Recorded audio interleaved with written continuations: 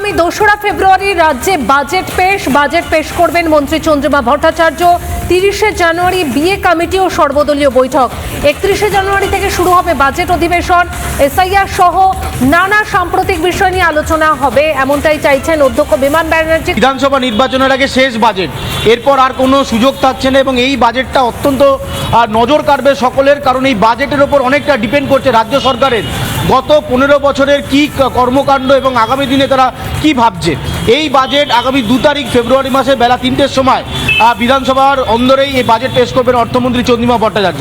কিন্তু তার থেকেও বেশি ইম্পর্টেন্ট হচ্ছে আগামী 31 তারিখ যেটা প্রশ্ন উত্তর পর্ব থাকবে। বিধানসভার ভেতরে মুখ্যমন্ত্রী উপস্থিত থাকবেন, বিরোধী রাজনৈতিক দলের বিধায়করা থাকবেন।